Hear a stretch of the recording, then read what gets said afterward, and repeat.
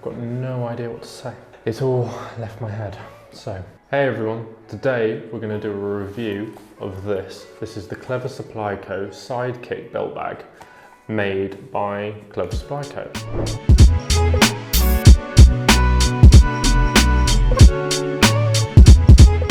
They did not send me this out, I bought this, as well as the hat and the t-shirt, so I thought today we'd wear all the apparel whilst reviewing this bag.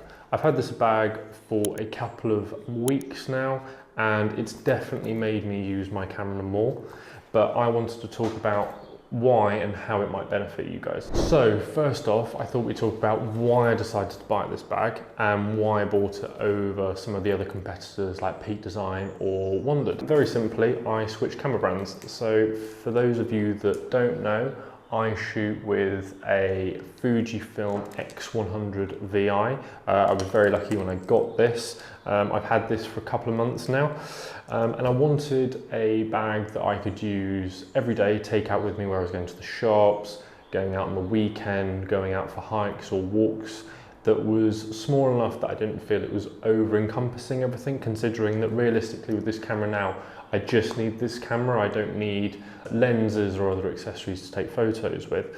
So I decided to pick this up because it is a 1 litre bag. I really kind of like the retro style sort of inspired look. It's made out of a wax canvas material. I'm not going to go into too much detail about the build quality of that. I'll link this product below and you guys can check that out for yourself. But I just really like the look of this bag and I really wanted to check it out, and hopefully it would be the bag for me. It's far from perfect. I do have some real gripes with this bag and I'm still on the hunt for the perfect bag. So moving on to why I like this bag. Simply put, I like the material and the design. There's something, as you can see, hopefully it's a very thin profile bag and sits very thinly on my body. Something that I feel a lot of slings in the past that I've had, like the Peak Design 3 litre and the Wandered 2 litre bag, have sort of suffered with in the past, where they're too bulky around my chest and I feel like I'm wearing a camera bag. However, with this bag, it just feels sleek on my shoulder. As you can see there, you can either obviously fully adjustable straps, clasp to quickly on and off, and yeah, you know what, I really should script these videos a bit better, I will say. But yeah, overall for me, it is the design look. I just think you can't get away from a wax canvas design like this. You can get this in black as well if you do prefer, but I feel like black shows up a lot more marks and dust and scratches, so I went for this color, which is their tan, and I just feel like it looks really good, especially when you pair it with a retro camera like the Fujifilm, and this fits in here perfectly, although that is one of the gripes I do have, so I will talk about that. I guess I'll go over some of the features of this bag. I mean, this bag doesn't really have features per se. It's not like a Peak Design or Wandered like I keep talking about. It's very minimalistic, I suppose. So on the back of the bag, you do have a pouch here, which this is designed actually for your phone to go in. As you can see there, slots in the back, like so. This is definitely one of my biggest gripes with the bag. This here is an iPhone 13 mini. I've had bigger phones than this in the past, and I know that just this sticking out like this on your back or your front just doesn't really do. I mean, it is meant to be a belt bag and a sling, so I can kind of see how maybe if it was around your waist that wouldn't be too much of a problem. But for me, I think they missed a real kind of, what's the word? What is the word?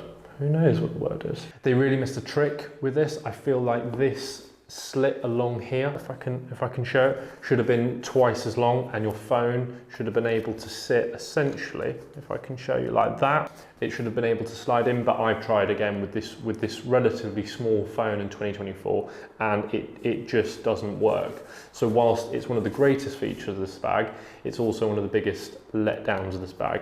However, I have made a slight modification to this bag to somewhat improve that and rectify that situation. Moving on to the strap itself, really nice belt-like material, like what you'd get on a car belt, which I really do like. A lot of them, I've had the Wandered 2 litre, and that's just a thin strap that really kind of catches you there. Really not a fan of that, but this, really nice. You do get this embossed logo here, if I can show you there. Again, really, really nice touch. And again, this belt buckle system, as you can see, just snaps in and snaps out nice and simply. Again, another gripe with this though is the length of it. So I'm about 6'4", weigh about 80 kilos. So I'm pretty, well, I suppose I'm quite tall, but I'm pretty averagely weighted. But realistically, this, again, another issue with this bag is they are quite tight to adjust. So it's not quickly adjustable. Again, I feel like if this was made out of metal and not plastic, it might be easier to adjust. But the strap isn't particularly long, even when you've got it in its longest setting here. Again, there's probably dimensions to it on the website. I'm not going to go over that now, but yeah, it isn't the longest. That is as long as you can have it. If I put it over myself there, you can see even in its longest setting, it really does hug on you nicely, which is great. But it would be nice if maybe you could have it a bit loose, a bit more around the side, and you had a bit more room around you. So it is a little bit of a gripe, but what can you do? No camera bag I've ever had is perfect. Moving on, we've got this exterior pocket here, which again, you could put something like your phone into, and you might think, oh, problem solved, just put it in the front. Yes, you could just put your phone or something at the front. Again, it's not massive. So my phone, if you can just see, just fits in there. So if you had maybe an iPhone, just a regular iPhone, that might fit. But I think if you had anything bigger than that, like the Plus or the Pro Max, I think you might struggle. But again, I wouldn't recommend putting anything like this in the front, because when you've got the camera, because of the fact that it is a thin bag and there's no real adjustment for it to expand, you'll have a hard time getting anything in and out of this bag. So I end up not really using this front pocket at all.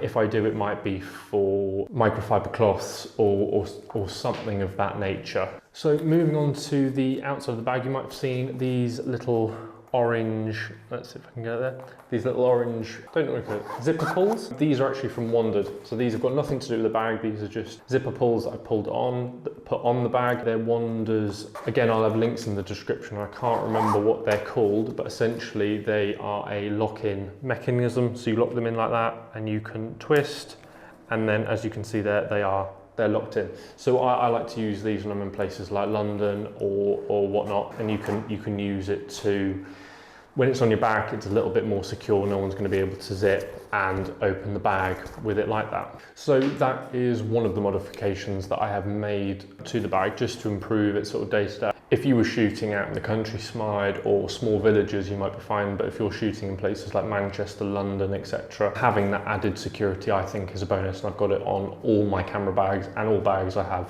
in general for that very reason.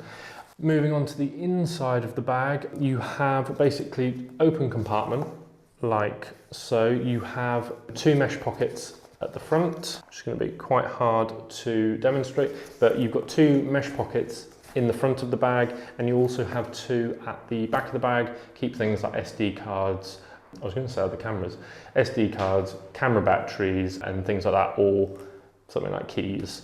The modification that I've made to this bag is I was able to, again, I don't know if I'll be able to show this, but I picked out, yeah, it's going to be difficult to show.